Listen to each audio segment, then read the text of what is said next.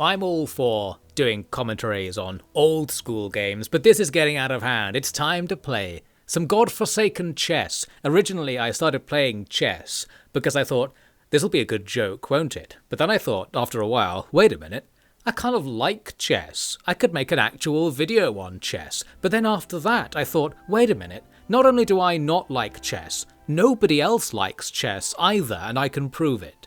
Something, something, something. We're going to complain about chess in this video, and specifically we're also going to complain about Chess Ultra, which was the game I was playing chess in. Chess Ultra is very much a chess simulator. It's not just the game of chess, it's the experience of playing chess. So we're here in this sort of fancy gentleman's club-like setting, and your camera is restricted to like places you could put your head while you're playing a game of chess. So it's like a first-person point of view chess playing simulator. I believe there's even a VR version of this as well, if you want true chess immersion. Really, this was just a problem. Like, I hated the fact it was a chess simulator throughout. Like, I was okay with playing chess, but not really like this. Like, I didn't want to play the board game of chess. I wanted to play chess sort of in principle, if you know what I mean. Like, just the icons on a top-down view of the board, nice and simple. Because playing it like this genuinely is harder. Because if you take a little, like, look at the pieces, they don't look that different, especially playing as the brown side here, which are brown icons on a brown background, seen from such an angle that their distinguishing features aren't readily visible. I regularly mistook units for other things, or just didn't remember what they were at a glance, because, well, I guess I just wasn't very experienced at playing chess, and I suppose that's going to come off in this footage of me playing chess. I did know the rules, in that I knew where the pieces go and stuff, except for like castling and stuff like that. What I didn't really have is any sense of chess strategy whatsoever. The vague, like, meta-knowledge I had is, like, I've watched the Queen's Gambit. I had this idea that chess is something to do with, like, computing the moves based on what the enemy's board position is, and trying to find the optimal moves that you can do, and then knowing how they will react to that. That seems like a very difficult and big-brained task to me, and I thought, well, I'm gonna have to just play without doing that, because, like, I want to finish the game in, like, 5 minutes, that sort of thing. So really, my opening strategy at least was always to just focus entirely on my own moves. I didn't even really look at the enemy's pieces, I was just looking at my pieces and thinking, like, how can I get them towards the enemy so that something good might happen later? Which in many cases allowed me to just completely ignore the fact that the enemy could take my pieces during their turn and I would just let them take them, that sort of thing. I think the best way to describe my chess evolution will be in terms of the how many moves forward are you thinking? Because that's the thing about chess, like, it's a solved problem in a computational sense. It's a game where there is an answer to every, like, chess scenario, and it's just, do you know what it is? And a computer does know what it is, so it's not like a mysterious thing that requires any particular creativity to find. It's more about computational ability, which in practice means memory. But we'll come back to that later on. What I was doing is thinking, shall we say, one move ahead, like maybe putting a piece in a position where the enemy might be threatened next turn, but also doing moves like that. So it's taking a move that completely ignores the enemy's position and losing a piece immediately as a result. That's pretty bad, and you can probably tell I kind of noticed, like, after playing one game of chess, I was like, oh yeah, they can take your pieces. And it's going to be revelations like that we start to develop through playing chess. Did you know the other player is playing against you in chess? Well, that just seems unfair. So as a result of the other player very cruelly trying to capture my king, they eventually do, leading to my glorious first game ending in defeat. That was against a 1000 ELO player, and the ELO thing comes into things more and more. I turned it down to 800 ELO, which is the minimum enemy skill you can play against in Chess Ultimate. So let's see if I can beat the weakest offering the game has. Here's me making a nice opening where I put the queen over there in the corner. I would later learn that this is one of the worst possible openings, and chess is a game that's very much, in the beginning at least, about its meta. It has an extremely strong meta, and I think that's one of the reasons that not only ultimately drove me away from chess, but made me think, like when I saw other people talking about the meta of chess, I thought these people are miserable. They hate that chess is like this. Chess needs to be saved by me. Somebody needs to make chess too. Basically, there's a really finite number of not only available moves, but like meta-acceptable moves. So you're limited both in that while you have a lot of pieces, they a lot of the time can't make most of the moves they could make in principle. Generally speaking, you never want to make a bad move, which limits your moves to there being a couple of available ones at any given time, and really it's a test of, do you know what the sort of meta best moves are, and do you recognize like when the scenarios they apply to have come up? Although what I'm talking about here is like higher level chess. We're at the bottom level chess right here. I'm not thinking about the meta, I'm thinking about where can I move my pieces? Ooh, I could put it there. And that's about the end of that. The good news is that the 800 ELO enemy AI is similarly terrible to me. It made loads of random moves and like just put its queen in positions where it would lose it instantly. The sort of thing that I was doing in my previous game. And because it was getting its pieces slaughtered slightly more than mine, we ended up in a really favourable endgame position, not pictured here, because literally on the move when I was going to checkmate them, it decides to crash. Interestingly, the image behind this crash is of a different game. Maybe that was from the previous game. For one reason or another, this image was seared into the AI's memory, so it brought this back and then decided to sort of flip the table and refuse to let me win that other game.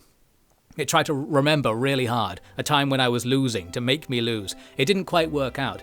I eventually came back into the game to play the lowest level AI again, hoping for some sort of redemption. I just want to see the you win screen at least once. That was my current rationale. You can see I'm having issues with the camera. I kind of hated every possible camera that Chess Ultra lets you do. As I said, I was really looking for top-down and like icons so that you could really clearly distinguish the pieces and just see the board without any kind of like perspective on it.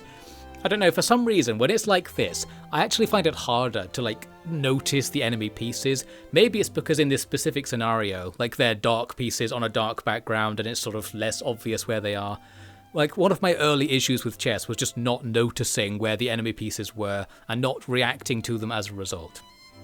And I'm going to blame the UX to some extent for that.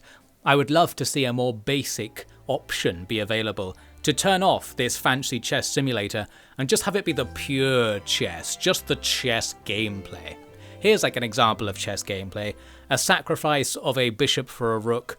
I can't remember if that's a good idea, but this is something that kind of took me by surprise, because I kind of thought, like, my vague memory of chess was just like going tit for tat and trading pieces by just making the enemy attack you in such a way that you will then attack them.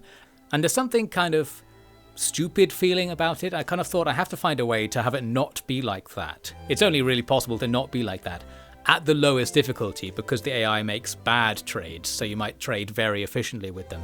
But just trading with the enemy is the meta basically. Unless you're doing some sort of really sneaky strategy where you win the game early on, you're kind of expected to lose most of your army during the game. This was something that kind of put me off.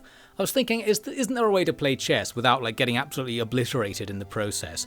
Because I'm still, at least early on, I was still looking at chess from the perspective of just like general strategy game logic. Like, you know, thinking, oh, if we have the same pieces as them, then we just shouldn't engage. Right, guys? Like, Sun Tzu wouldn't let you play chess if he was in the room. Like, chess sucks strategically. You should retreat. Why isn't that an option in chess? Where's the high ground on this board?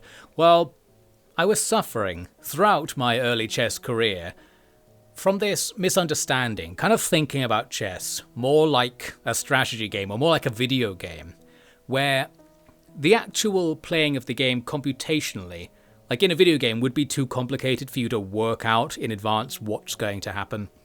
And it's more about your instinct, your game sense, as it's sometimes put, and your creativity to sort of be reacting to situations that you couldn't possibly have known were going to happen.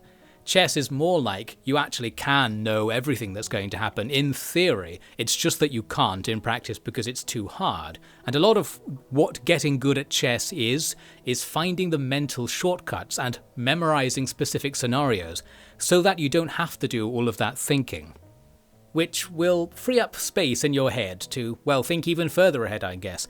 And obviously I wasn't really doing that at any particular point.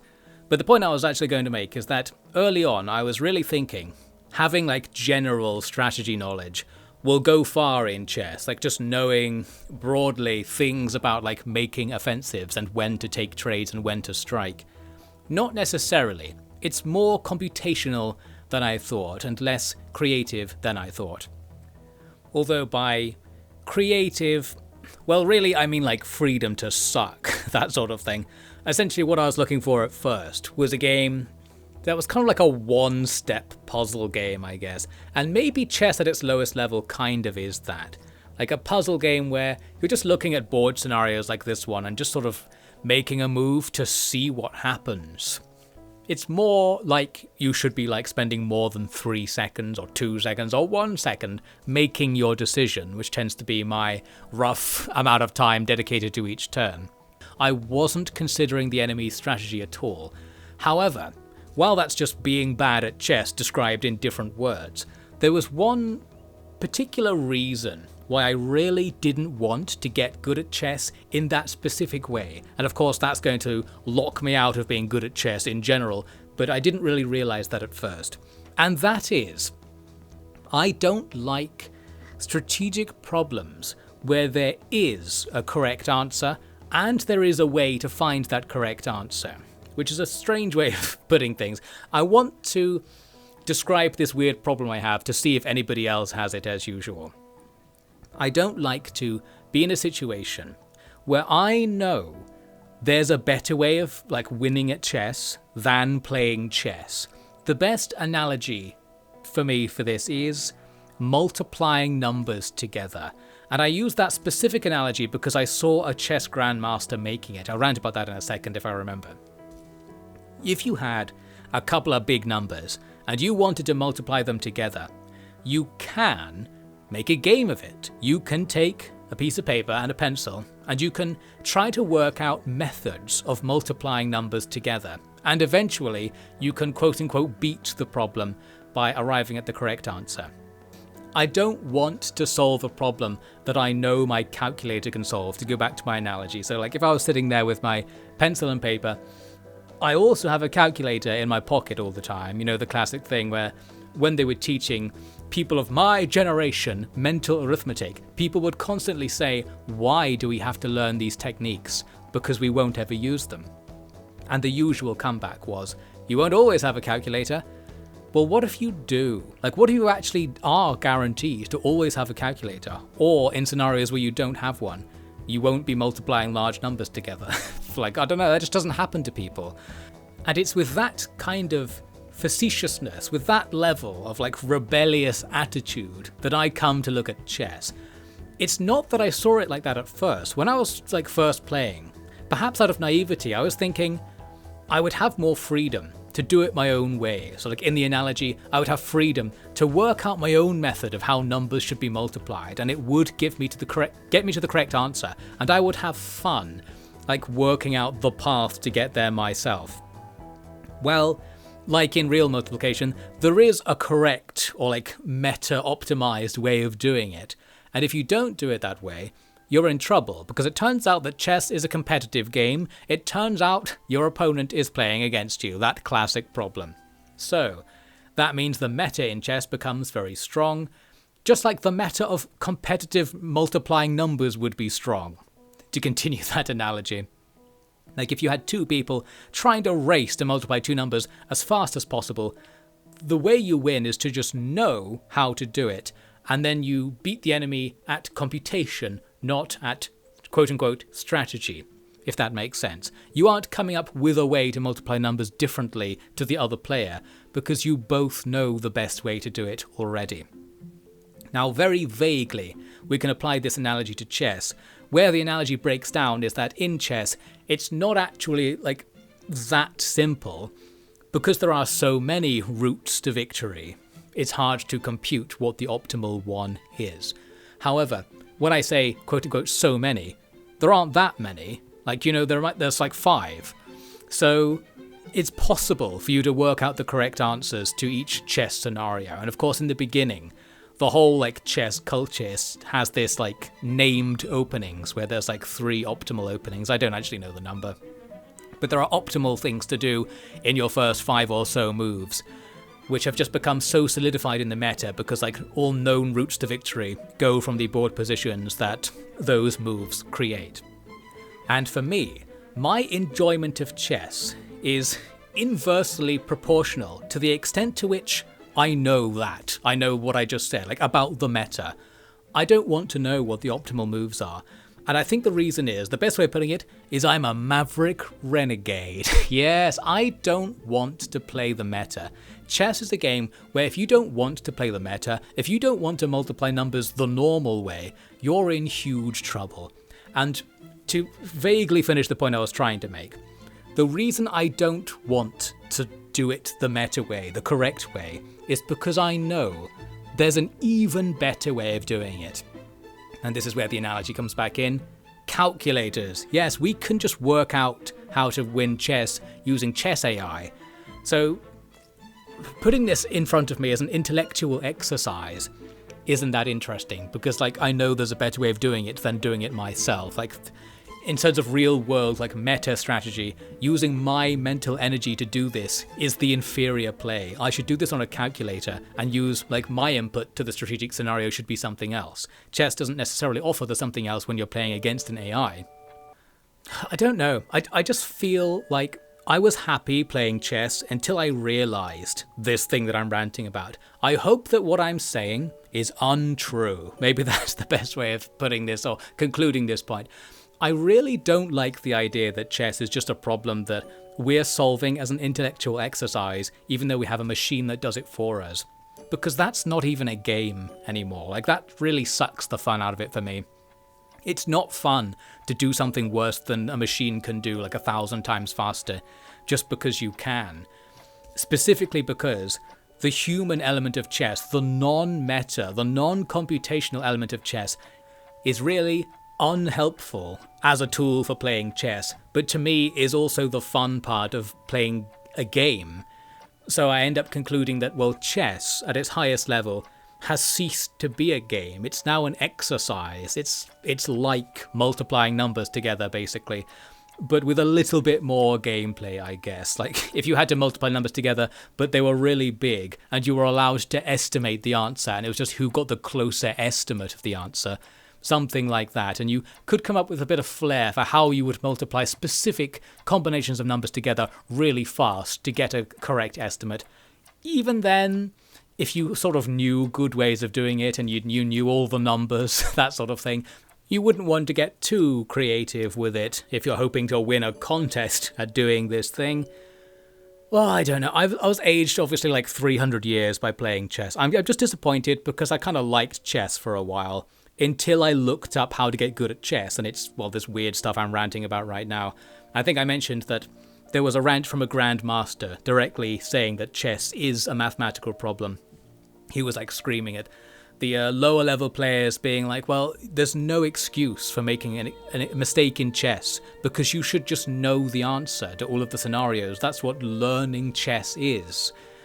And I hate that. I completely hate that. I think that sucks, and I think people who are playing chess like that probably aren't having any fun doing it. This is my accusation. Somebody in the audience, do you like chess? What is it you like about chess? Is it thinking of moves in the game? Or is it knowing moves, like, or pre-knowing moves and pulling off like named strategies and sequences? I don't know, maybe it's a bit of both, but to me, I guess I just don't like that there's not much of a human element in theory. I understand that there is in practice, and I understand that I am crazy. The problem I have with the game doesn't occur in real games of chess. It's this real in theory problem that just completely turns me off on a sort of fundamental philosophical level. I have the highest level, least sense-making objection to playing chess. We also noted back there that I was in such a strong position and still got into a stalemate. Guys, can we just pretend that I won? I'm getting obliterated in this game. What I did actually want to say about stalemates, from a sort of outsider's perspective, I guess I just don't understand the concept of stalemate in chess. That's like a draw, right? If you've stalemated, it's a draw. But the side that got stalemated has lost. So I don't understand why that doesn't count as losing a game of chess. What was that? I just moved the queen in front of that pawn and lost it. I think I mentioned earlier, I spent a lot of time playing the game not thinking about what the enemy's possible moves were.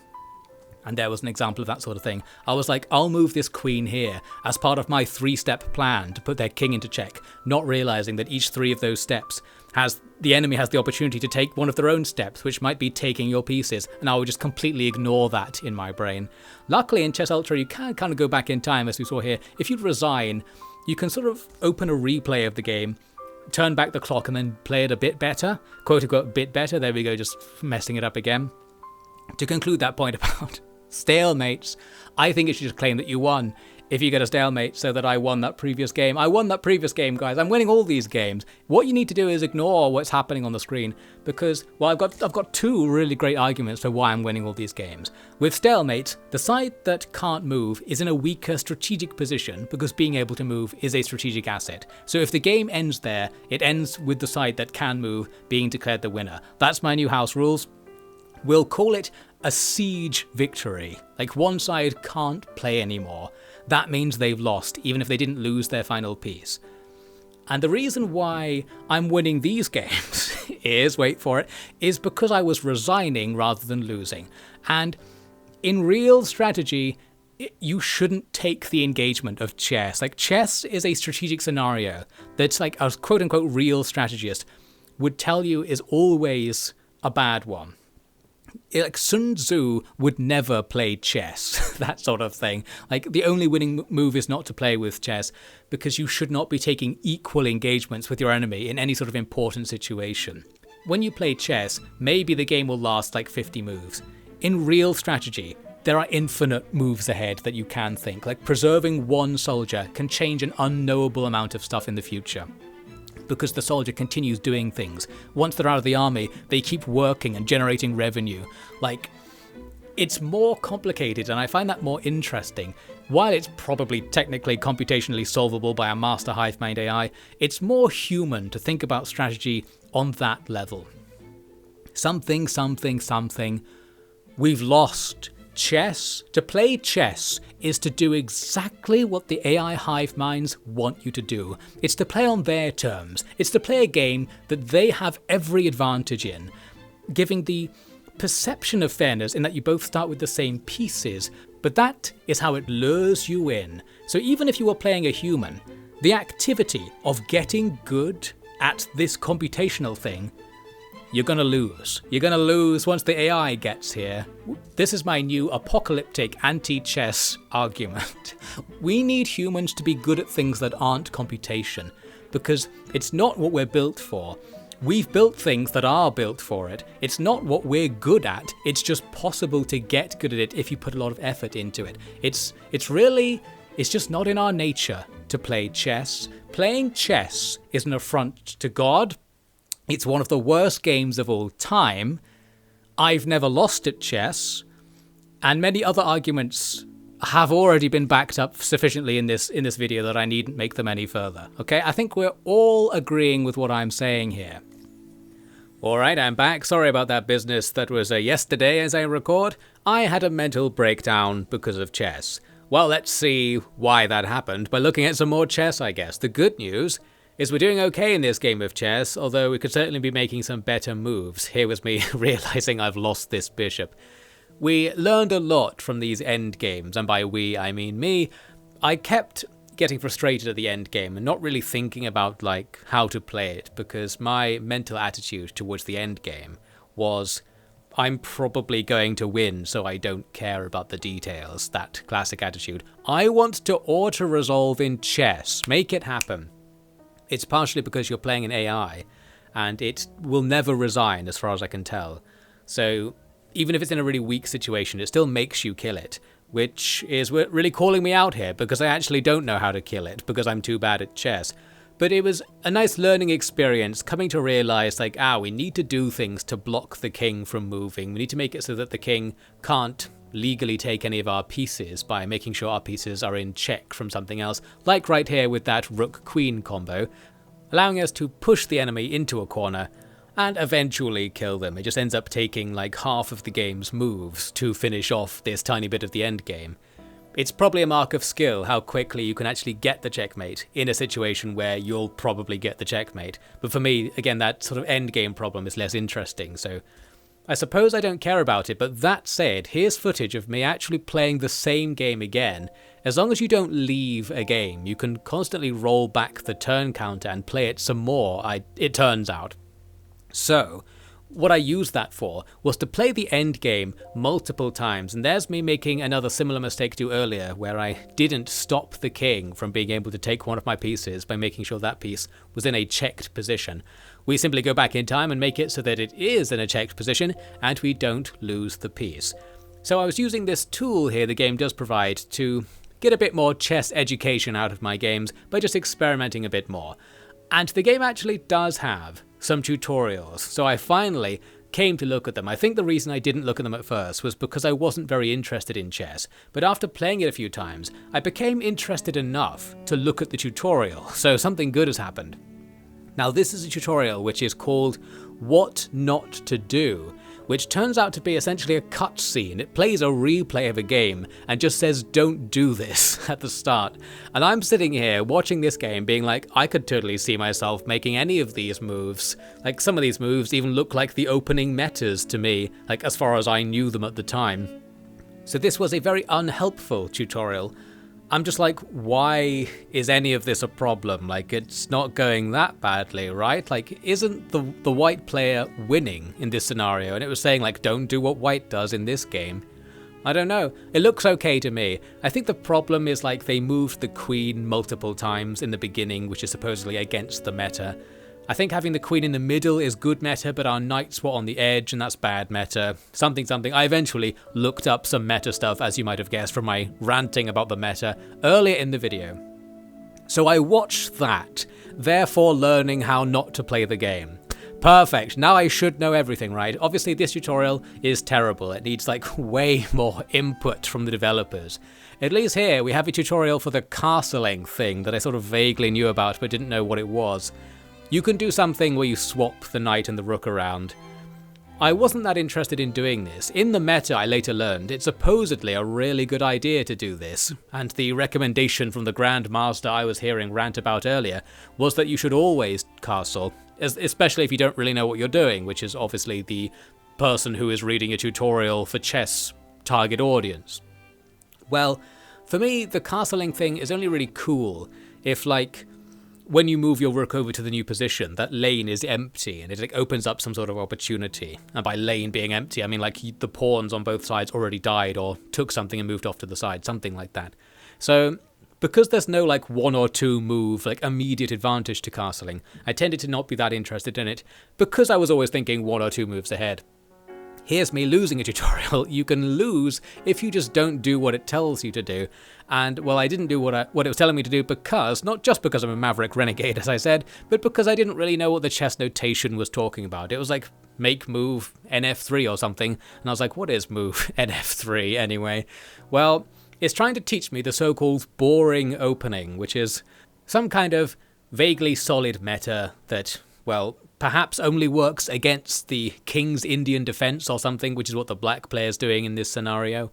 I don't know, like, there are all kinds of named combo moves. Chess is just an anime in disguise. And this time it looks like I worked out how the chess notation works by reverse engineering it. Like, well, it must mean this, I guess. And this is the boring opening. It's having your bishop and knight be in the middle there with pawns protecting the bishop. Supposedly it's really annoying for black to play against that position, and that's why it's kind of boring, because it's just a solid choice. Well, I guess that's the kind of criticism I was making of chess, isn't it? There are so many move sets that are boring to me because they are solid choices. Let's play some bad chess instead. As you can see, once I got back into the game, I changed around the chess piece settings to get it a bit closer to what I was kind of hoping for, the icons system. So now we're kind of looking down upon icons on the board. There's still some perspective going on. It's kind of hard to see white's icons from this perspective.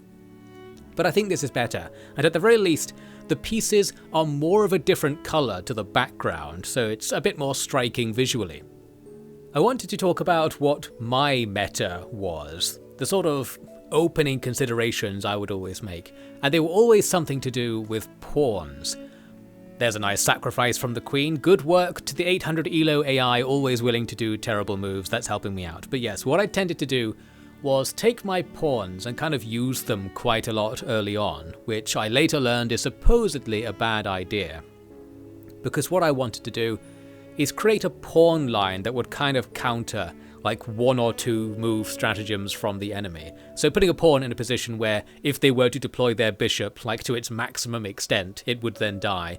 Which against the 800 elo AI is a very good strategy actually, because it just kills itself willingly if it has the opportunity. It doesn't always look ahead 1 or 2 turns. Here's an opportunity to show off more of my terrible gameplay. We can do this, and this is an example of my idea like, yes, I'll put them into check. That means they can't kill me. It turns out they can kill you guys. We're still learning this lesson the hard way. So yeah, we just screwed that up big time. Luckily, we can do this knight play that puts the king into check, but also forks the rook. I believe that's the nomenclature in chess, because like you put the enemy into check, which forces them to do something, but also there's a secondary move that they can't block against because they were forced to do the check stuff. And other terrible ways of putting it. We took an enemy piece. Here's me moving forward with the queen. Yes, another check. Oh right, they can just take your piece if you put them into check right next to the king. One day, I'm going to stop doing that. You can kind of tell, I kind of look frustrated with my mouse movements here. Like, I knew every time I did it, like, immediately afterwards, like, oh yeah, that's what I need to not do. So I'm like on the verge of learning the lesson. I'm like half a second of mental processing power away from being able to not make those moves. One day I will stop. The good news is that we still end up in a pretty strong position even after sacrificing a bunch of pieces for no reason, and we're able to get a quote-unquote win. We're going to count that as a win, obviously. We can even make it more of a win using time travel. Yes, as long as you don't leave the game, you can go back and keep playing the game from a different position. So here I am playing with a queen in play. I'm guessing that queen came from a pawn, and I also lost it in the previous sequence, so that was good. A bit later, we found a way to actually win. This is one of the real kinds of wins where it actually says that you win on the screen, but obviously that's equally valuable to the wins where it says that you lost. You can see it saves a few games for you in this little grid of 6 games. What this makes me think it should be is that you should click on the games, and it would show you a replay, or allow you to play the game again from like a set move within the game. Like you can do if the game is still ongoing. For whatever reason, Chess Ultra does not work like that, which just seems very stupid to me. It's so stupid, I can't believe it doesn't work like that. I must be missing something. It saves all these games, it's just to look at them and see the result. You can't look at the replay or play them again. I don't know, that's just like unbelievable. Like, why doesn't it work like that? It seems like set up perfectly to work like that, but it just doesn't. We'll rant about the game some more later. For now, here's a look at one of the big problems that caused me issues, well, the whole time I was playing chess, which is this idea of kind of assigning labels to pieces as being safe or in danger, and then that malfunctioning. Here we have an example where my queen on the left was unable to be attacked until the enemy moved forward with their knight, but I'm still thinking in this one move ahead system where I haven't gone through the enemy pieces to check how the new board arrangement means like they have new attack vectors available. As a result, when the enemy queen takes my queen, I was completely taken off guard and by surprise. In fact, I could have taken their queen during my turn if I had been paying attention. Well, I suppose the problem is, I'm not paying attention. I tend not to reassess the state of the board once I've decided, like in my mind, this piece is safe, the enemy can't attack it. There's this concept in chess of pinning, as the tutorials put it, where you like set a unit in a position that doesn't immediately threaten the enemy, but will if they make a certain move, thus de facto preventing that certain move. And that in reverse is what I was being stung by quite a lot, just not paying attention to that happening to me. Well, at least I'd started trying to do it to the enemy, that's a start. We can also see I've moved up in the world. We're currently at 1000 elo because I kept beating the 800 AI, quote-unquote beating in my own opinion. We've moved on, deciding I'm clearly good enough to go on to 1000. So after wrestling with the camera for a second there, another constant problem with Chess Ultra, let's start my plan, and again it's going to be pawn based. I'm always just thinking, where are the enemy going to move their main pieces? Let's put the pawns in such places that they can't really make like the next most logical or next easiest move for them. For example, putting the pawns forward here in positions where if the enemy moved forward towards us with their knights, it would be a problem for them. That's the vague idea. And we actually make the enemy take their bishop back right there, which I think is a really good move for us. Like, that's a terrible move for them to make. So maybe they were intimidated by this pawn play. But yes, in the meta, it was basically talking about how all of this, what I'm doing here, is rookie mistakes, you shouldn't do this. And again, probably the only reason it's working at all is because the AI isn't playing hard enough against me. In fact, the AI is doing something similar. The meta is to move all the pieces that aren't pawns forward to the middle as soon as possible. And we're doing something that is the opposite of that. But I enjoyed playing with the pawns like this, sort of kind of thinking about formations almost. We even get this nice long play with the bishop. We can move all the way up into the enemy's back lines, where we're able to kill their queen, but I think that's only because, for some reason, the AI refused to move their king to the side and decided to sacrifice the queen, so just to avoid being in check, but in such a way that means the queen died. So that seems like a terrible move, so somehow that cheeky move with the bishop paid off royally in that we exchanged the bishop for a queen, which is good and stuff. The game was like saying you could look at numerical values to sort of decide when it's worth making trades, like assigning values to each unit. I find that a bit like dodgy because each unit's value is very situational. And also, I actually didn't look at the list because I'm too cool. That's like the one part of my Maverick Renegade soul that I was able to keep throughout my chess experience. I never looked up the values of units. Although I had this vague sort of idea that, okay, it's queen, rook, bishop, knight. Like that's the order, or maybe knight, bishop. It looks like the AI, at least at the low levels, doesn't use a system like that to decide when to sacrifice things, or in what order to sacrifice them, which is good. In this game I could tell that I had sort of worked out not to just only focus on my own strategy. My strategy here was probably something along the lines of going down the left towards that exposed king. There's like a gap where our queen could potentially move up and left up that diagonal and do something with the rook, to be annoying in the back left corner. But I was reacting on the right to the enemy's bishop and pawn stuff. And I don't know, I'm proud of myself. This is really hard to explain because it's just like me remembering my own thoughts. At some point I started not thinking like, here's a move set that will work over the course of 5 turns, and ignoring the fact that the board situation will change during those 5 turns. I was able to comprehend that the enemy was also playing, and I shouldn't just do a 5-turn strat. We need to turn that into like a 20-turn strat where some of the turns are doing my plan and hoping it still kinda works. That's about how advanced it got. Well, it worked out. In the first game there, we defeated the 1000 elo opponent, so we've moved up in the world from novice to apprentice. My sort of system that I thought of was that because the game saves 6 matches, I'll play 6 matches against each AI and see how much better I get, like by playing them. Maybe I'll learn some lessons along the way. Here's me getting absolutely obliterated early on. And that was an example, as you might have noticed, of me just playing haphazardly and not considering the turns at all. I was just making moves immediately as they came up. Just reacting to the fact that I could take an enemy pawn, ignoring the fact that doing so would cause me to lose my queen. The good news is they also lost their queen, so I've noticed the AI does quite often happily do queen for queen sacrifices where you can make it take your queen in such a way that it loses its own queen. I don't know if that's a good idea to take. I guess it isn't. Who knows? Maybe if you're like weaker than your opponent, making them sacrifice their queen is good because they were going to do something cleverer with it than you were. Well, as you saw, we ended up winning another game, so somewhere along the way I went from being so bad that I couldn't really beat the lowest level AI to being sort of fairly comfortably able to beat the second lowest level AI. We're moving up in the world. You might have also noted the game assigns you an elo of 1200 to begin with. So my vague goal was to get up to beating the 1200 elo opponent because it feels like that's quote-unquote normal difficulty. Like that's what it's saying. Like if it doesn't know anything about you, it would assume you're 1200 elo, so that's like normal. So far we've been playing on quote-unquote easy and trying to learn the ropes. I don't know if it's really like that. I later did go online and look up what the elo ratings meant, and there's like 7 different leagues of chess based on what your elo is. Well, we're going to be firmly towards the bottom, obviously, but then again, I've only got like 3 hours of chess experience. I was like genuinely thinking like it kind of sucks that I'm not a grandmaster instantly. Like, I've played 1,000 strategy games. Like, I know how to make villages using the hotkeys in Age of Empires. Doesn't that make me a chess grandmaster? I don't know, apparently not. I was a little bit outraged that the game wasn't easy enough that I was instantly one of the world's best players. Well, you can sort that out in the game design, chess game designers. Whoever's doing the patches for chess, can you make it easier?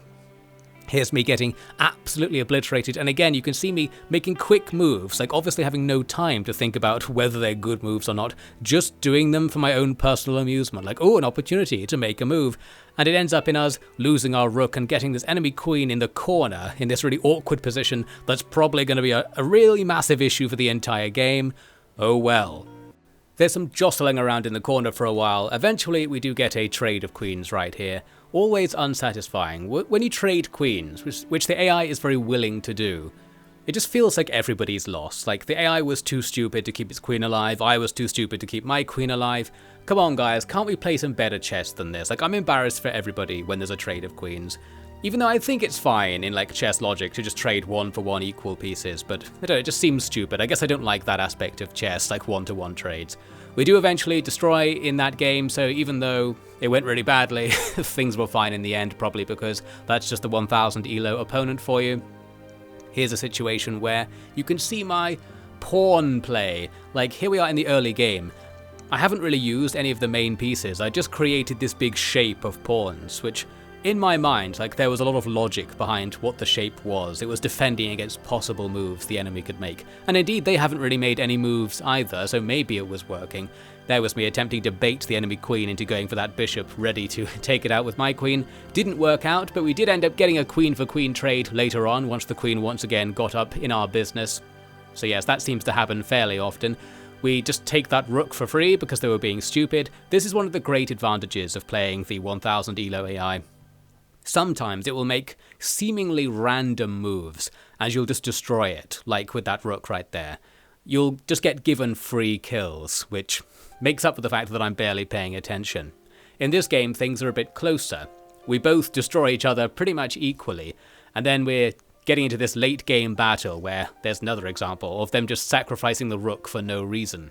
In fact, that looks a lot like the way I was playing, where it tried to use the rook to put me in check, under the belief that the rook could not be taken while it was putting the king into check. Well, turns out that's not a rule for the AI either.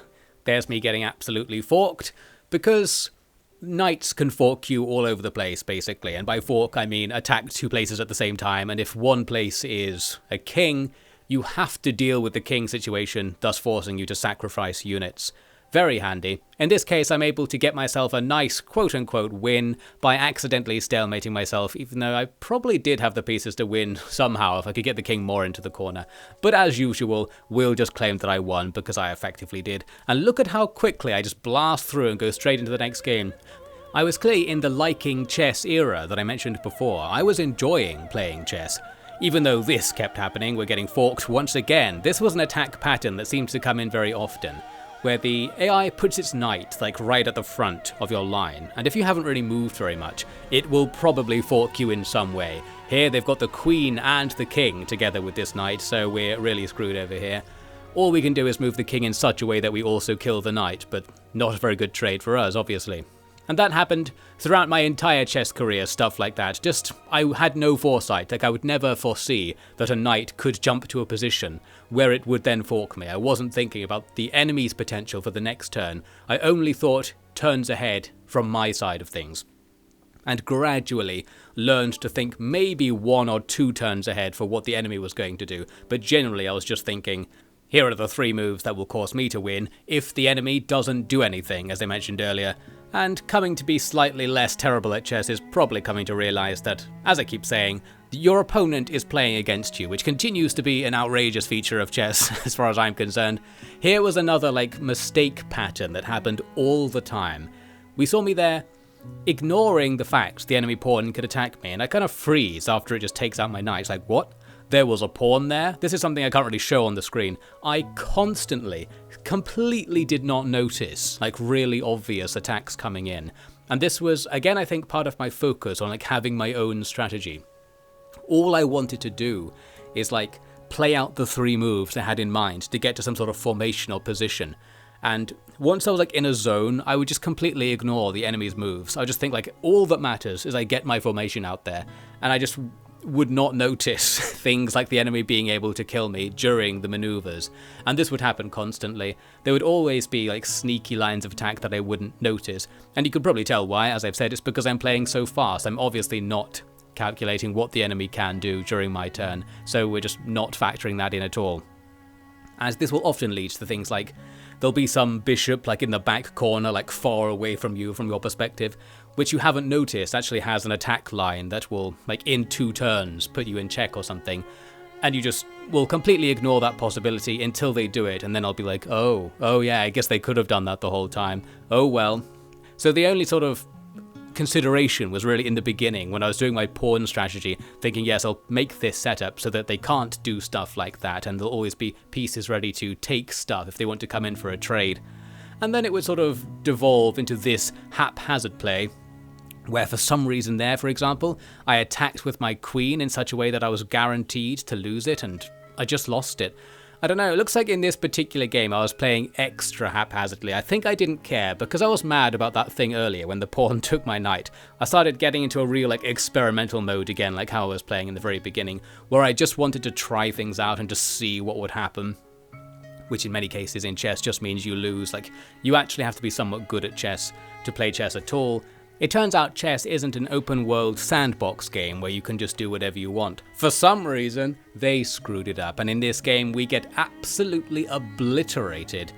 And I guess that was deserved, but obviously what we're going to do now is we're going to say that we won. I've completed my goal of winning 6 games against the AI. You might note I didn't win all 6 of the games, however you would be wrong. So we're going to quickly move on, say that we won, and go to 1200 elo. The reason was, like, I didn't feel like I was getting any better or, like, seeing anything new, I guess. So I was like, I'll just play at the higher difficulty and see what that does. Now, the 1200 elo is a noticeable step up from the 1000 elo, which is less the case from 800 to 1000. Basically, at 1200, the AI will notice what you're doing. That's what I've noticed of it. Like, if you have a 2-step plan, like a low-level strategy, it will notice it and will do something to oppose you like 2 turns in the future.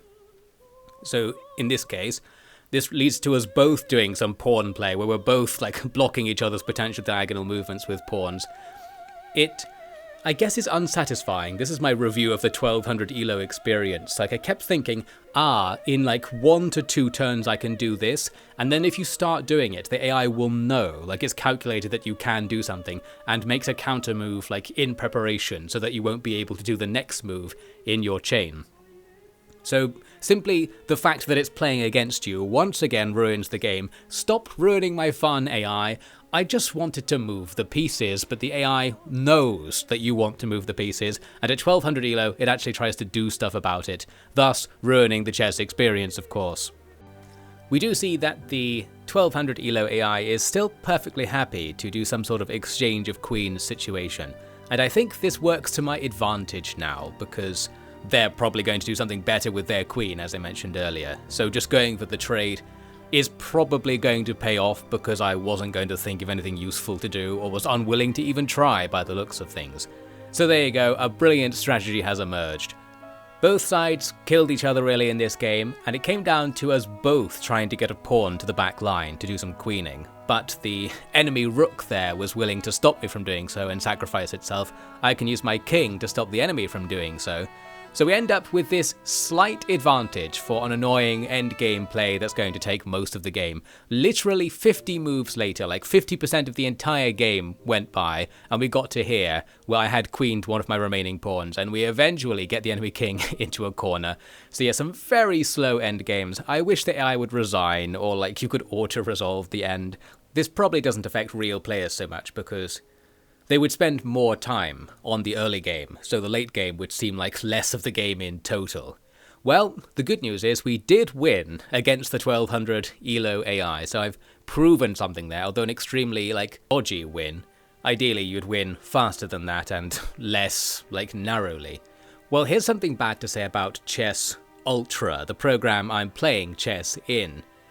Because it's so dedicated to simulating a real chess board game experience, it comes with similar downsides to playing the board game. Like right here, if you look at the enemy side of the board, there's like this glare effect, like the room we're in or the alleyway we're in or something has a light source back there, like behind the white player. So if you have your camera at certain angles, it like glares on the board and makes it harder to see what's going on.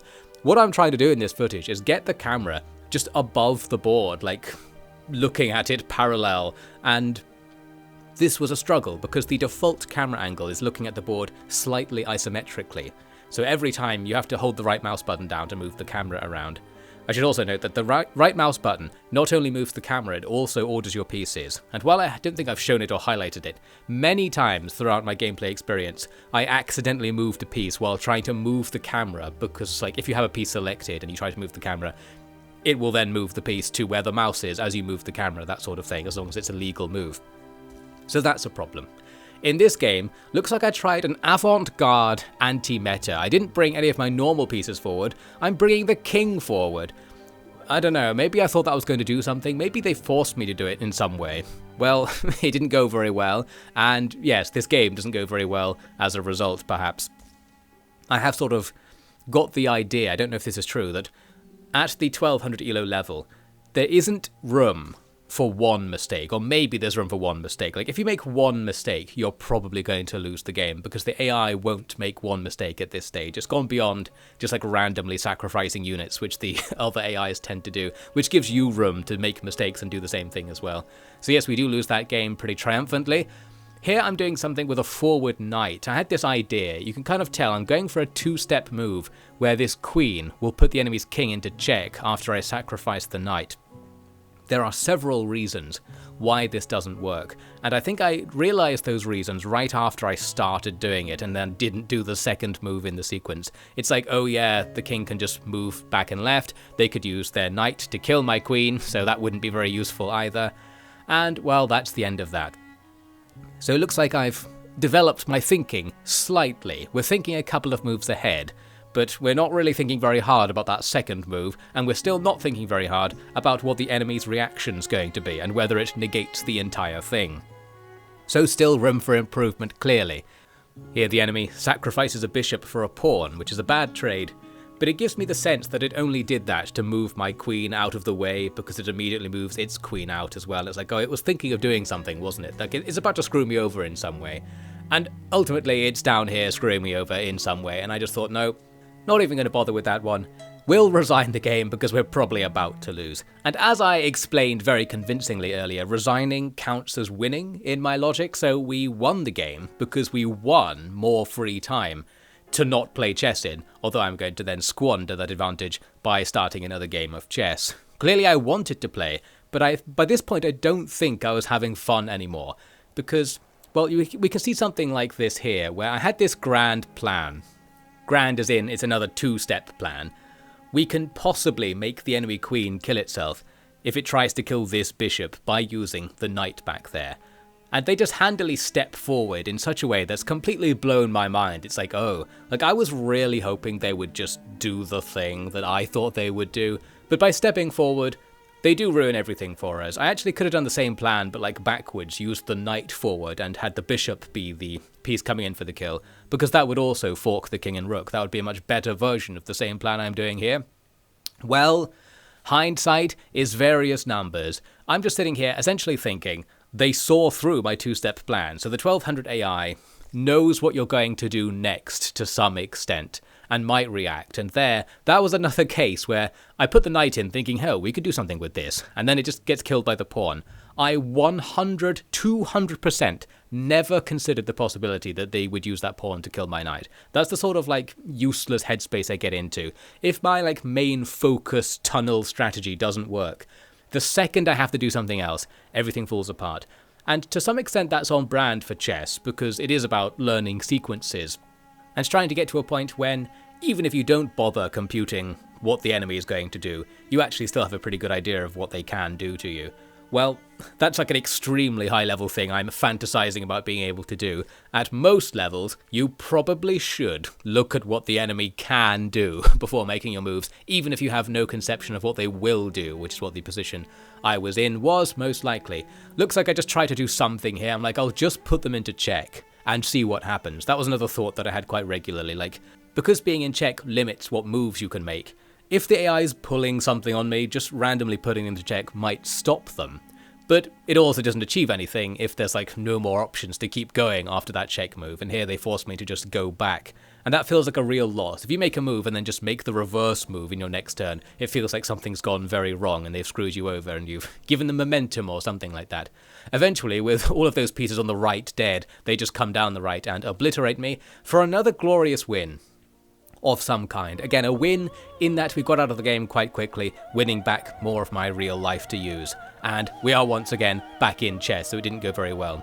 Here, it looks like I actually learned a lesson. I did that random rook move on the edge because I knew they were about to fork me big time in the way I'd seen the early AIs do to me over and over again. So I was like, well, here's a move where we don't lose the rook. We do lose the bishop. We can trade it for the knight. I'm not quite sure about this, but I think trading a knight for a bishop is considered a good idea. Somebody tell me in the comments because I don't remember. So maybe the AI was absolutely fine with making that trade right there. I guess bishops are kind of more useful towards the end because they're more checky kind of units. They can check from a distance. Well, here's another game where both sides kill each other majorly, and then they catch me out in the end. I was winning until this moment. I am forced by a check to move my king out of the way, and it was essentially pinning the rook up there, so we lose the rook. Then all I can try to do is get the pawns over to queen them, but they can just have the rook back there kill anything that goes towards the back. So my only hope was that they just wouldn't somehow. And against the earlier AIs, it feels like there's a chance that they just wouldn't, or like they would forget. In this case, it doesn't work out, and we end up with just the king. A while later, I've managed to maneuver myself into the corner, and they eventually take me down. Well, we can walk away at least having inflicted a Pyrrhic victory upon the enemy. While we've lost anything, they won't gain anything from such a terrible victory. So in the grand strategic sense, that's a status quo result. That's fine as far as I'm concerned. We'll walk away calling that a win once again. In the next game, I had this idea that if you have two knights next to each other, it creates this really nice zone of control, where like two knights in the middle is a nice idea. It doesn't last very long because they just move forward a few pieces and we have this absolute slaughter in the middle, which I think is in the enemy's advantage. Like, we traded some pieces, but we lost more than they did, as usual. And we end up with like no next strategy. It's like, so we've done that, we've killed each other in the middle, but because we're still so close to the beginning of the game, here's where like you need some meta strategy. Like, oh, I was doing that as part of the Da Vincian offensive, where the enemy will be tempted to do something in such a way that they'll make a losing move, where like they'd move the king forward one space or something, and then that would expose them to a cheeky bishop move or something like that. There are things like that. We'll see them in a second, actually. For now, I'm just sitting there like, I guess that's the end of that. Like, we just sort of ruined the game by slaughtering each other at the beginning, and there I am, getting forked. Didn't see it that time, did I? So I'm clearly not paying enough attention anymore. This is a problem that will never improve, because I'm not very willing to pay attention for all intents and purposes. All problems that are paying attention based are never going to go away. And of course the game itself doesn't do itself any favours there by not having any UI or any kind of training wheels. Like, if there was a little thing that popped up saying like, this piece is vulnerable during this or the next turn, I guess I would learn the strategy of it a bit more or something. Well, we can rant about that later, I guess. So here's a look at my win roster. We got our 6 wins against the 1200 elo that I was looking for. And, well, I remember thinking, okay, so we got technically obliterated in all of those games. And I was just thinking, like, I don't have any leverage over the game at this point. Like, there's nothing I can think of doing. The AI would never, like, be able to just predict. So what do? I can only win by like luck, by like not really understanding how I won, just making moves that happen to be secretly good in the long term. But I didn't have a grip on what to actually do in chess. And this is where my chess experience, my chess career is going to start taking a downward turn. Because I was enjoying chess while it didn't matter that much that I wasn't very good at chess. By the time we get to quote-unquote normal difficulty as I was thinking of it, because you need to put in a decent amount of effort and know a decent amount, I guess, of meta strategies to get through without making obvious mistakes and getting screwed over. Or just do the computations to not need the meta, like actually work out what the enemy can do and what you can do, and actually think turns ahead. Like, I think what I'm talking about is playing chess. It might be that the only way to play chess is that you'd have to actually play the game at some point, like, as per the rules. Admittedly, like, Chess Ultra frames itself as a game you could play if you had never played chess, because it has tutorials on everything, like how to move the pieces and what the rules are. But what it doesn't really tell you is anything about, like, what the game of chess is supposed to be. In that, well, this thing I'm ranting about, like, it's supposed to be computational. You're supposed to be thinking about the enemy's forward moves versus your forward moves. And a lot of the chess strategies that I've seen are just ways to get around that, as I think I was ranting about earlier. They're either learning metas, where you don't have to think about why it's good, or they're doing things like development, as they put it, where it's just trying to get the board into a position where it will probably, like, have some advantage for you. You aren't actually foreseeing an advantage in particular, or a particular advantage from emerging. You just think, if I can get 2 knights in the middle, there will probably be some advantage that comes from that. So you just try and do that, and you do things like the boring opening, as we saw earlier. If you were looking very closely, you might have seen I actually did the boring opening back in that game where I was trying to do the rook-knight thing to kill the enemy queen. That was probably the most, like, strategic game where, like, I had everything under control and it still didn't work. And maybe that was the pinnacle after which everything starts to spiral down, where I just lost all faith. Because when I can't do stuff like that, like when I try that and it doesn't work, that makes me dislike the game because I'm a sore loser. Or perhaps to put it more generously, it's not fun to not be able to, like, do cool things you thought you'd thought of. So just kind of learn that you actually didn't have any hope. I don't know. I guess that's the chess experience as well, to learn you don't have any hope. And I think it's fundamental to the fact that chess is a solved problem, that thing I was ranting about earlier. Like, if you want to play chess AIs, you will lose at some point. Like, beating you is what these things do. It's the only thing they can do. You as a human are equipped with all kinds of mental faculties to do different kinds of things. And, like, chess, computations, like thinking deterministically quite far into the future with an equal opponent, isn't really one of them. We're sort of evolved to be able to do that, in that we have this kind of theory of mind. Like, you can understand how another being will react to what you're doing instinctually.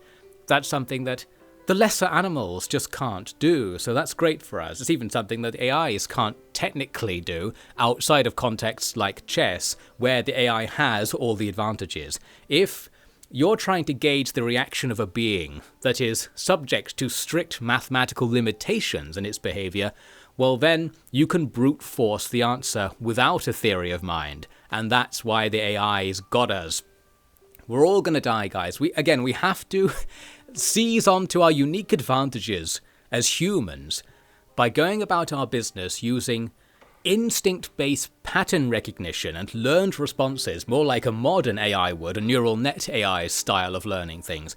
We have to do that. It's the only way that we can both overcome the brute force abilities of the AI and compete with the new learning abilities of the modern AI. Like, one day, you're going to have to play chess for your life against the AI, okay? But the secret answer will be that if you make a rant, like the one I'm making here, like if you explain why chess is fundamentally like an affront to God, it's antithesis to your species' mission in the universe, the AI will respect that and it might let you go.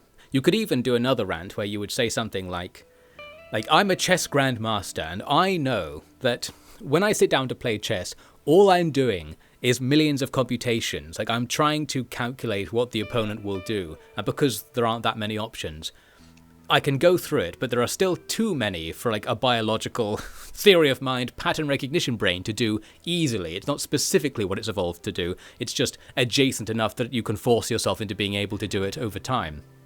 However, all of this isn't what we would traditionally describe as a game. So, like, to play chess well means to forego the idea of gameplay. like specifically the word play, is removed from the game if it becomes a calculation, it becomes an exercise rather than a game.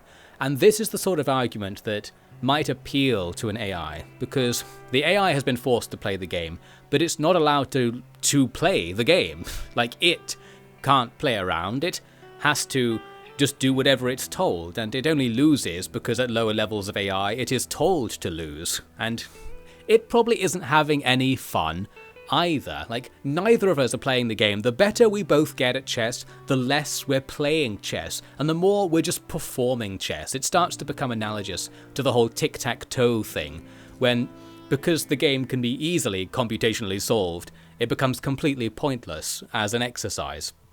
Chess is like a really complicated version of that, where because it's not easy to computationally solve for a human, there's still some purpose in a human playing it, but we still have AIs that can purposely play it and just always win if they want to.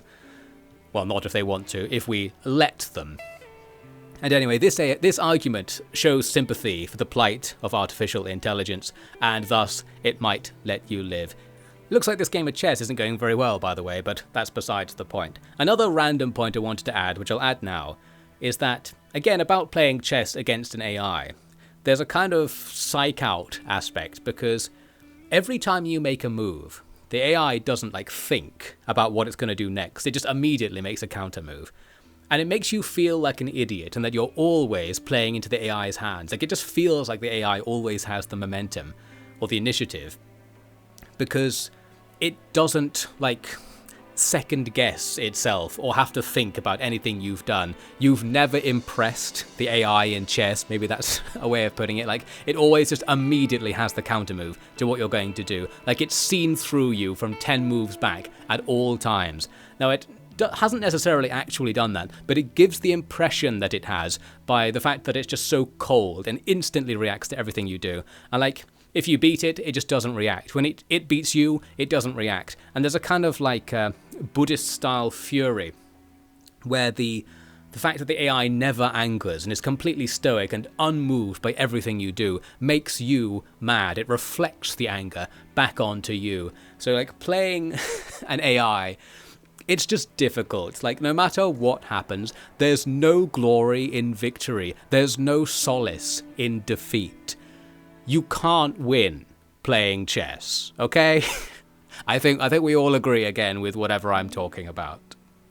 And to conclude that game we were just looking at, we battled around for a while until it was a stalemate, so we'll definitely put that down as a win. Like, if you're willing to put down a loss as a win, I'm definitely willing to put down a stalemate as a win, because I genuinely think a stalemate should count as a win. Guys, chess 2, you get half a point for a stalemate, not nothing. How about that, alright? Chess 2, please, Chess 2 needs to come out soon. It's been like 1,000 years and still no Chess 2. If chess is so good, why is there no sequel? Come on, guys.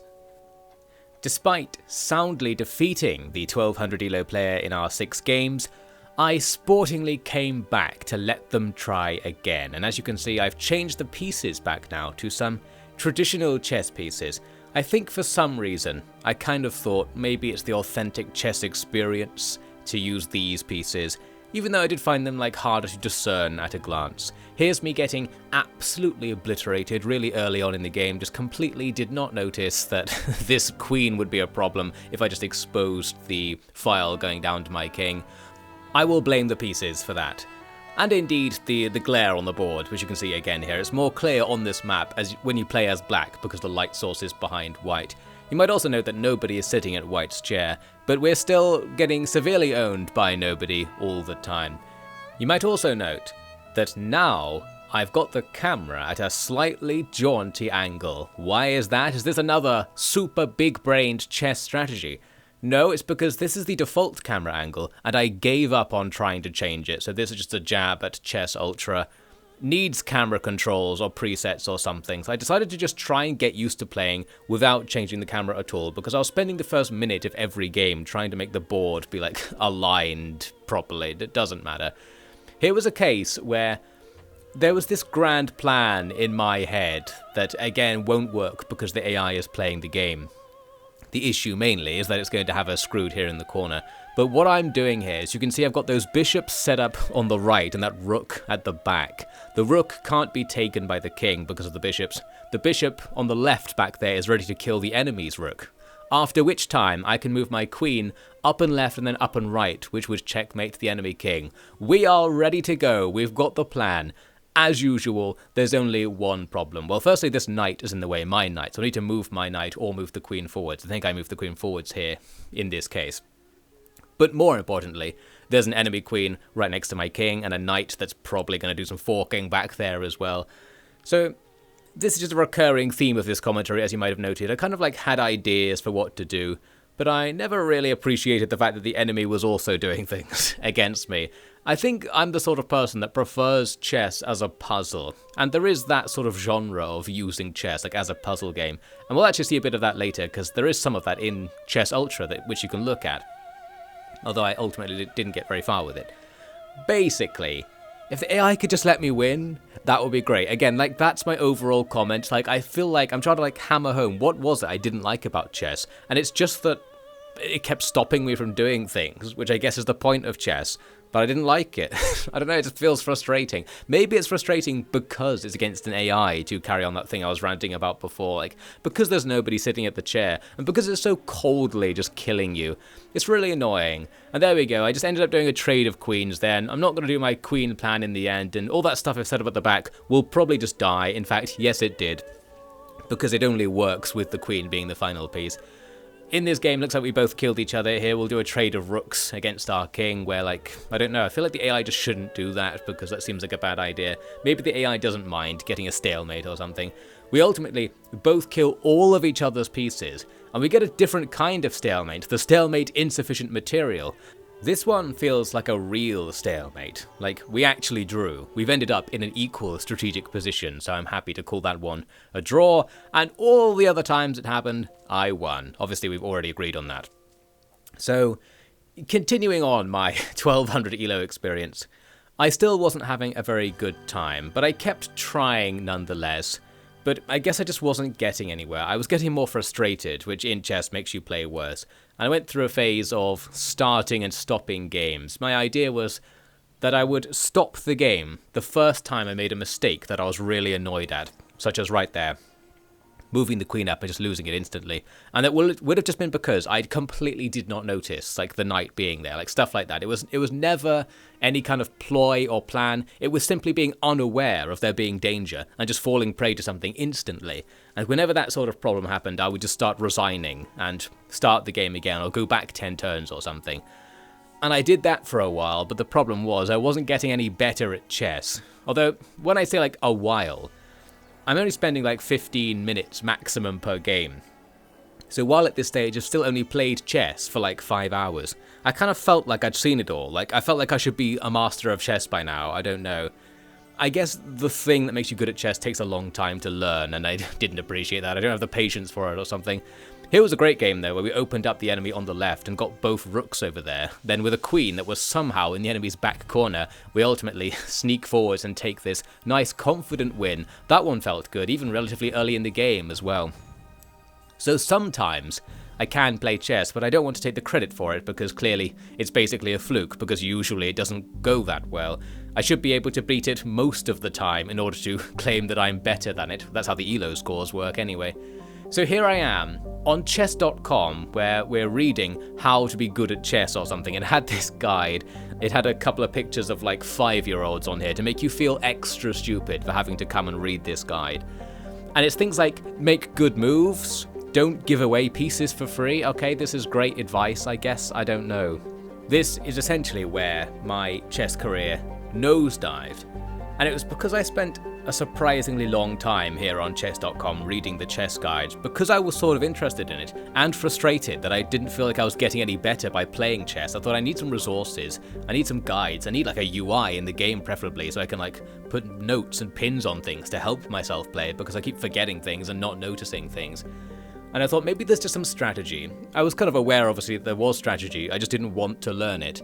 But I ended up going through quite a lot of stuff on this website. It was only that the process of going through it made me realize that I guess there was no fun to be had in learning it, in my own opinion. Like, I just didn't like the idea. I would say I found it interesting, like, as a puzzle or as an exercise. Like, I kept going through these simulated games they had here and thinking, like, why would they make this move? And like trying to get into the mindset of why the writer or creator of this guide is trying to say this is a good move.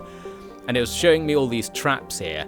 And I was trying to think, like, with these trap strategies, they rely on the enemy doing something in response to you doing something, but they don't have to do it. So it's like, why is the writer so confident that the other player will do this? And I was trying to work out, like, why is what the other player does the optimal move from their perspective? Like, why would they not consider doing something else if they hadn't noticed the trap happening or something? Well, I was having a time on chess.com, and it was on there that I read all the kind of guides about, like, the opening moves meta and what you're quote-unquote supposed to do, and realized I've been screwing everything up the entire time. I think there was some helpful advice on there.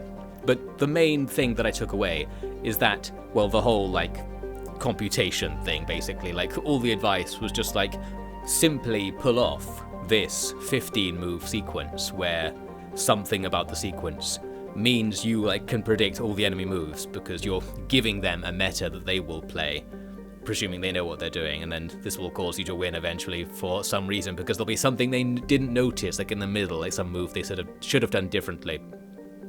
Well, it's stuff like that. I guess that's chess. So what am I saying?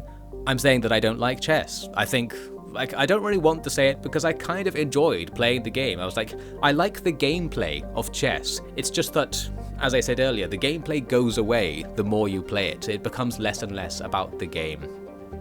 And I didn't understand a lot of the meta stuff I was seeing. Like, I was reading through these guides, and it was like, naturally you make this move, or the opponent must make this move. And I kept just not understanding why they must make this move, because presumably it's written from the perspective of somebody who's thinking ahead, like, obviously you would make this move because if you didn't in 4 turns, you'd lose, that sort of thing, where, like, I would just not notice what the problem is. What I essentially started thinking is, well, it reminds me of a rant. I think I made it when I was playing Into the Breach. I was making a rant about how Into the Breach, another board game-like strategy game, only works as a game because the AI doesn't play against you and because it tells you what the AI is going to do in that game. And this, well, creates something similar to chess, where, like, you're looking at a board, you only have a certain number of moves, and you're trying to calculate what you should do. But because the enemy's next turn is effectively random, it really, really limits, like, how many possible directions each turn can go. To the point when doing a computational-based strategy where you're just working out what can happen is easy enough that I think it's fun. Like, you could do it in a short amount of time and be confidently correct. And even if it doesn't go that well, you aren't screwed for the rest of the game because the AI doesn't have a grand strategy against you, where, like, if you make one mistake, it means you will lose in 10 moves, that sort of thing. It doesn't have soft failure states, I guess we'd call it in modern game design parlance, in the way that chess does, where, like, in chess, every move can be a soft failure state for you, in that it can cause you to lose, and then you'll waste your time playing the rest of the game. Something, something, something. As usual, there's something wrong with chess. I don't quite know what it is, and it's also muddied by the fact that I don't really want there to be anything wrong with chess. I kind of like its purity in its design. It feels like there's so much complexity from such a small board, and I kept thinking when I was playing, like, if they changed anything about chess, it wouldn't work. Like, the rules of all the pieces, like, sort of intermingle perfectly to make it a compelling strategy game. But it just doesn't work. It just doesn't work for some reason, and I keep thinking, like, there should be fog of war. There should be context, you should be able to retreat, like maybe pawns should be able to move backwards or something like that. I do remember, as a random anecdote, that when I first played chess, which probably was like back in school or something, we weren't playing this like official chess. In school we were playing like house rules chess, where it was things like you can move twice per turn and like the board wraps around to the side, and I think we even had it so like you're allowed to put a stone on the board, like on each side, to count as a terrain piece. And stuff like that. That's like real game design. We're starting to think about how to make chess worse in a fun way. So it's losing many qualities, but people might prefer to play it that way, like people on average. Possibly because something like that makes the computational task of working out what to do in chess so difficult that you can't do it, and you enter a Zen state I've occasionally referred to on this channel, where even if you want to be good at the game, you can't, and that gives you a certain level of freedom to be more creative. Something. I clearly had a mental breakdown, and it's probably something to do with this footage we're looking at here, just staring at chess diagrams and trying to work out what's going on, and in some way feeling like there was an intellectual experience that I wanted to have but was always out of my grasp. I'm going to blame the teacher for this, which I think is always a solid choice. I feel like if I was taught to play chess and somebody convinced me that it was interesting, I would be interested in it. But for now, I just feel really jaded. I just feel like chess isn't as good as it's trumped up to be. There are better strategy games out there, like in the modern age. I guess I like strategy games where you don't actually have to be that good. I think that's what's coming down to. Or that where you can't be that good. And so it's not your computation ability that matters. It's more like your instinct and your attitude towards the game.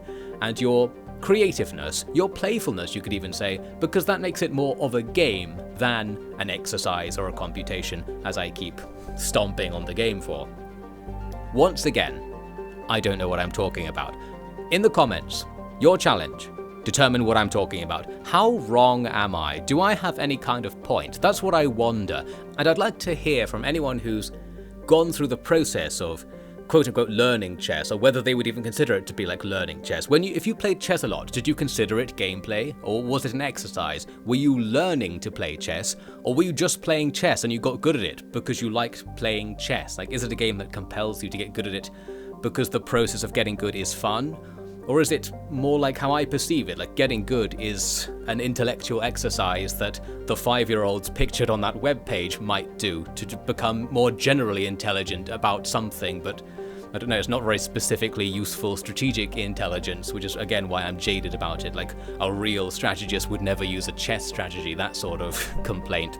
I do think there is genuinely like a mismatch between chess's idea of strategy, or the idea of like what strategy is you might get from playing chess, and like general strategy that applies to everything in life.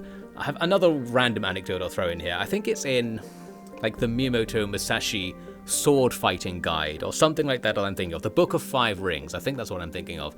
There's some Japanese book talking about how to sword fight, and it always refers to like individual soldiers as strategists, and it's sort of hammering home this point that strategy is the same at all levels. Like, a one-on-one fight has the same strategic considerations as a nation-on-nation fight. It's just like the context or the specifics of how you pull off a strategy are different. And I think stuff like that, or like the Sun Tzu style strategy, is the kind of general strategy that is true of everything. Like, if you're really good at sword fighting, there is somewhere in that skill set transferable skills that make you good at like anything adversarial, like marketing or something like that.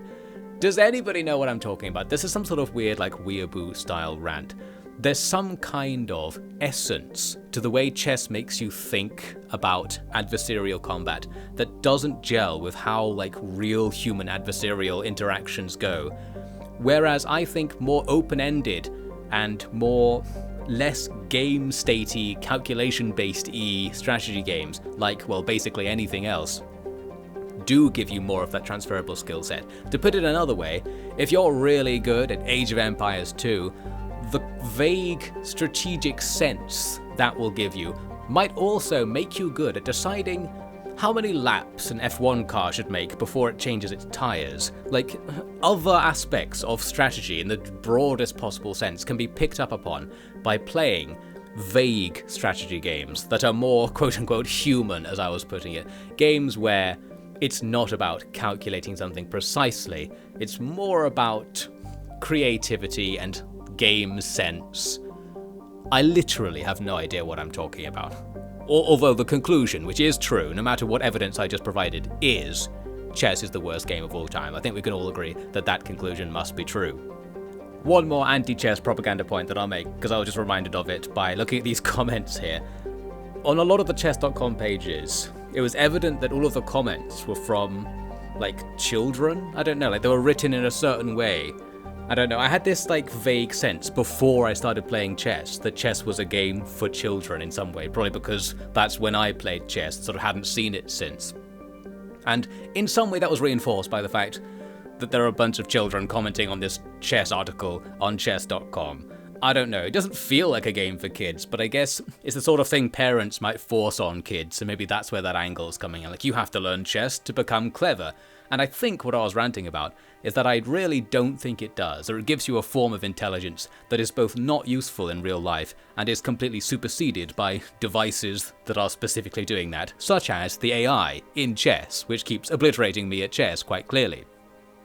I think the actual thing to be learned in playing chess, at least for me, is that you shouldn't make your move in like 1 second. Like, looking back through all of my games throughout this video, I'm sure there are loads of you out there who maybe have somehow hung on this late into the video, who were watching my terrible chess performances and were so annoyed by how many like possible other moves there were available, and that I just wasn't considering making them, or in most cases, wasn't considering anything really. I was just making moves. I'm just like, I'm playing the game, quote unquote. I'm doing legal moves to see what happens.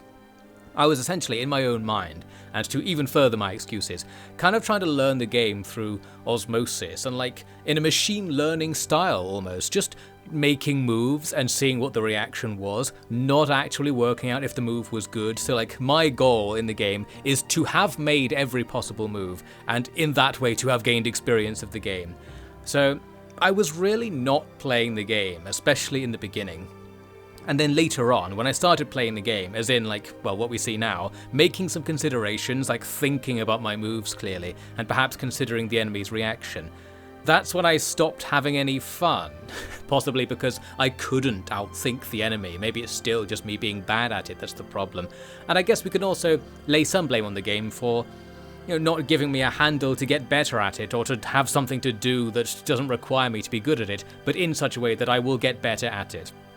The classic argument of, you don't need to tell people to get good at a game that is fun to get good at, because they'll just do it themselves. You don't have to tell them to do it, because they're playing the game, and that itself should make them get good at it. So there's some kind of game design argument you could make about chess, that because it's not like a fun activity to learn in and of itself, maybe chess needs some better gameplay.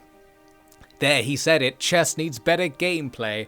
Back at it again with this high-level commentary that is surely destroying the international chess scene as we speak. Now for a rare treat, I've got some lost footage that I forgot to put in the video that I'm inserting here after thinking I'd finished the video. You should never underestimate how haphazardly these commentaries are made, and the idea that I would go back and even look at the recording, like after I've made it, is generally preposterous. Like, I make these as fast as possible, sometimes leading to me completely skipping over parts of the video by accident.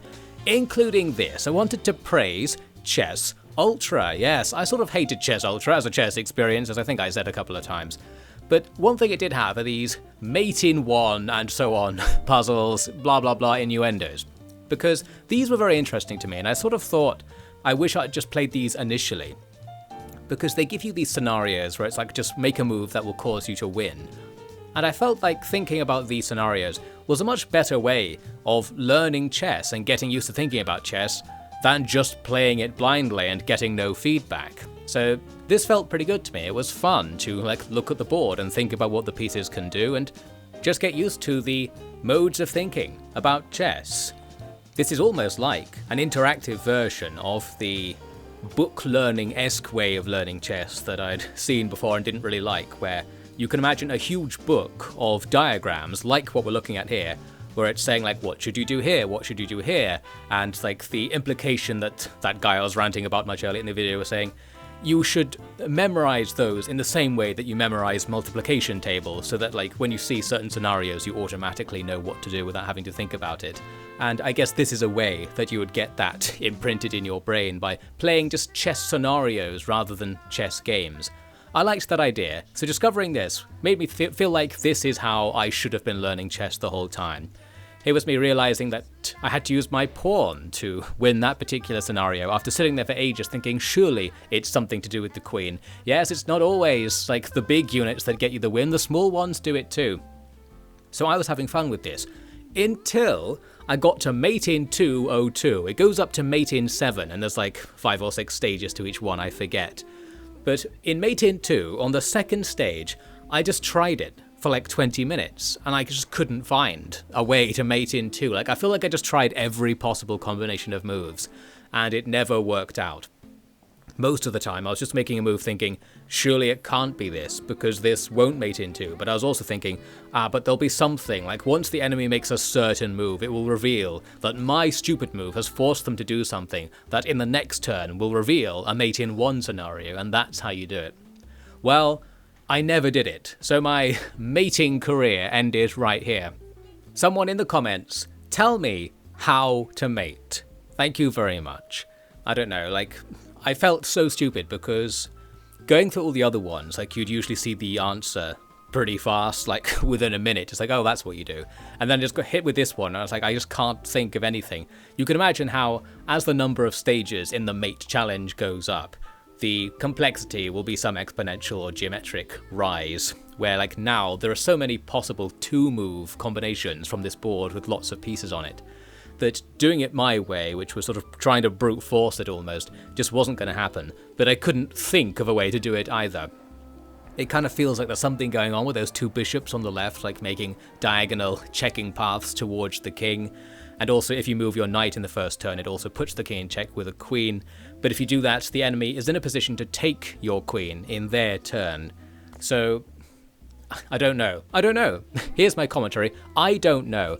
And you in the comments, why don't you tell me how to do it? I won't actually read it because I'm too mad, but maybe somebody else will. And for whatever reason, like, this random difficulty spike I encountered just completely knocked me out of the mating game.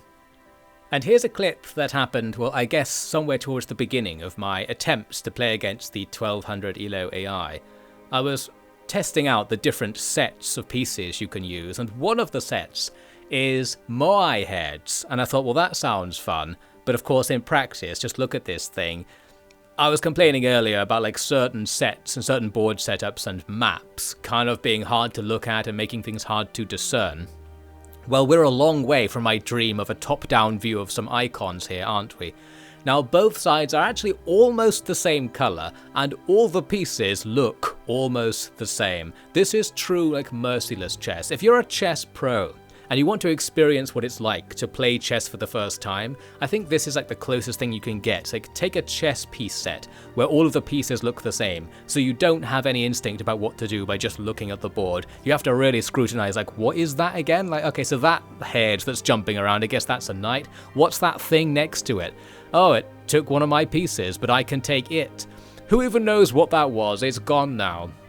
So yes, we battled it out in Moai head form. It was quite fun. This is actually a free DLC, I think. Chess Ultra has loads of DLCs adding other chess piece sets. Maybe they're more useful than this one. I don't know like why you would want to play like this. It feels objectively worse. Like you've just made chess worse by making it look like this, because one of the big problems with Chess Ultra is how it looks, and all you've done is make it worse. Rant. You know what? I actually went on to win this game with the Moai heads. It's one of the few wins against the 1200 ELO AI that I got. So maybe some of the magic of just not even knowing what's going on allowed me to push to victory, because you can kind of imagine a situation where when I think I know what's going on looking at the board, I'll start coming up with strategies that are bad because I was wrong to think I knew what was going on. However, if the board scenario is so confusing that I just stop even trying, that might cause me to not make mistakes that would have arisen from attempting to plan something out badly. So there you go, there's a kind of real beginner's luck available, possibly accessible only using Moai head pieces. There's my recommendation. Let's bring this all to some kind of conclusion. There obviously isn't going to be a conclusion, but let's bring this to an end at the very least. Here we are, losing another game of chess, / winning because we got out while the going was quote-unquote good. I actually did win the next game, as it turns out, although just barely. Looks like we all died, and I probably queened 2 pawns to get this scenario going. And it took a while. This is one of these wins where there's no fun to be had. Not only because the AI doesn't cry or something when you beat it, whatever I was getting at before, but just because it feels so dumb when you win badly, and when like your game is full of mistakes. And it just feels like if even I saw those mistakes, then surely like a better AI would just destroy me, or like a real player. I don't know. It didn't feel like I was getting any better. That's like the continuing theme of my games. Like I just kept making the same mistakes over and over again because like there was either just new ways to make them, or I would just stop paying attention at one point or another. Like here's an example of an attack pattern where once I see it, I immediately resign. I'm just like, nope. Like I'm bored of that happening to me. Like the thing where you are pinned in some way and you forget and you move something which removes the pinning thing so you die. Something chess logic. I kind of know what I'm doing, and I kind of know how to analyze my own games. And like looking back at all the games we've seen in this game, I'm always like, yeah, I should have done this differently. Like now I think I should have done it differently. In the moment, I didn't want to think about chess. I wanted to play chess. Capital letters play. I just wanted to do something within the next 1 second of my life. I wanted to have an experience now. And that's not a very good mindset for chess. Like, I always just want to see how's the enemy going to react to this. And they're probably going to react by immediately doing the 10 minutes of thought you should have put in instantly because it's an AI, and then doing something good. So essentially, I think the chess experience I'm looking for is playing like blitz chess against a noob. Because here I'm just playing blitz chess against somebody who's really, really clever and knows chess too well, leading to my rants from earlier. Like, if I was a computational genius who had memorized every possible chess attack pattern, then I wouldn't have this problem. I wanted to be as good as the AI is performing against me in thoughtless, blitzy style chess. That's not going to happen. Looks like I'm back to my old tricks here, just not making any considerations for the moves, making them in like 1 second bursts, moving the king way up front, the classic king offensive. I remember why this was. I was really trying to find my own chess identity. It's just that Maverick Renegade thing. Like, I kept thinking, I have to find a strategy that the AI doesn't know about, or like it won't think of, like some new thing in chess. And chess is too restrictive for there to be a new thing. There were some developments, like right here with this pawn. You can see obviously I want to just take that knight, so we'll win the trade in the middle. But I didn't just immediately do it this time. I sat there and thought, what are the actual consequences of that move? Because it does free up new lines for the enemy to use later, like their rook can now move next to their king and get a better line down towards me or something, or if they castle the king, they would have a better attack towards my center. Things like that. And they had this annoying bishop setup where they could move them both to the right. And I'm like, right, I have to defend against them moving both to the right. Instead, they just move to the left and kill that knight. And I guarantee you, I did not notice they could attack that knight during that turn. Like, I absolutely would not have noticed that whatsoever. That's where a noob like me needs a chess UI to point things out, to let you put pins on the board and note your own plans and note what you can and can't do. Like, your own thoughts from previous turns, effectively. Because I absolutely was not holding them in my head. I feel there was a route to me liking chess. Like, I already ranted about how I don't like learning computational activities, but because that is a largely theoretical rant, and because in real chess, as I think I did say earlier, it's not actually like that, there is fun to be had in learning the small or low-level computational abilities of chess. Like, there is fun to be had in learning a couple of moves ahead level of thinking, and in being able to like remember your strategy that you're pulling off as you do it and adapt it on the fly. You can kind of see that. It's just not, I don't know, it's not chess's speciality in that other games specialize in doing that and they do it better. I think that's why I'm still jaded about chess to some extent. The thing I like about chess, I don't know, isn't emphasized in the game. The thing I don't like is emphasized, but I still think I would have had fun getting good at the thing I don't like in a different universe. If I wasn't playing Chess Ultra, basically. Like, if I was playing chess in some sort of chess beginner-friendly way, maybe something fun would have happened. I don't know. I'm still breaking down over chess, obviously. You can see what I did here, is I went back to play the 1000 ELO AI, because I was like, do I just suck now? And then I absolutely stomped the 1000 ELO AI, and I was like, well, maybe I do have some chess ability. It's just, for some reason, it's completely lost between 1000 and 1200. So I thought the only solution is to turn up the difficulty to max. Here we're playing the 2600 ELO AI, and I thought, okay, I'm going to use a strategy that I saw on the internet. Let's just play in the way that I was like really loath to play. Just do the thing that the internet was talking about, which is this thing here. This is some named strategy. I forget the name of it. And because we're playing the Grandmaster AI, it's more likely that they will do the correct opponent moves to make the strategy get pulled off. And here was an amusing moment where I moved this bishop out, which wasn't in the strategy, and the AI just freezes. And I was like, I've done it. I've completely destroyed the AI's conception of reality with this terrible move. The reason is, like, after it's done a few, like, scripted meta moves where it doesn't have to think about what it's doing, the whole thing I was ranting about earlier in this video, it starts actually thinking about what it's doing. And at the Grandmaster level, I'm guessing it computes the entire, like, game ahead from this board position in order to determine what you will do and what it should do. That means there's actually quite a lot of lag in between turns because it sits there thinking about it for like 5 seconds. It's more like playing chess. Once again, the main problem with chess is it's becoming more and more like playing chess, and we need to get away from the chess part of chess. Well, I just liked the idea that maybe the AI is completely shocked by my plays and is having to really think about how to get around this, whereas the other AIs will just instantly react, like they don't care about what you're doing. They seemed so confident. The Grandmaster AI seems like a little bit hesitant to play against you, which made me feel a bit better about my life. The other thing I was looking to see is, like, if I watch the Grandmaster AI beating me, will I notice any sort of tricks of the trade or any sort of subtleties that might help me? And I think by the end of the game, my answer to that question was not really. Like, it was weird. Like, the step up from 1200 to 2600, it kind of felt the same. Like, it felt I was being owned in just the same way as before, and like by the same attack patterns. Probably because I'm not using any more sophisticated strategies than I was using before. It's not like the AI can do something different. It can see through my strategies just as well as the lower level AI could, because they're not sufficiently opaque that a higher level AI is required to see through them. So I guess I didn't really learn anything, but it felt good to not get like obliterated somehow, like losing 5 moves to the Grandmaster AI. It felt like I must be not the worst chess player of all time. And how did I do it? Well, I already just showed you. I did my first like 4 opening moves by just doing the book chess, like the textbook chess, where it's like, here's what you do. Which I guess works, and maybe that's fun because it works, and then you start playing chess after a few moves after that, and you'll just have more fun because you won't lose, because you used the book opening. But I still feel like I'm an idiot for using the book opening. Like, there must have been a way to not do it.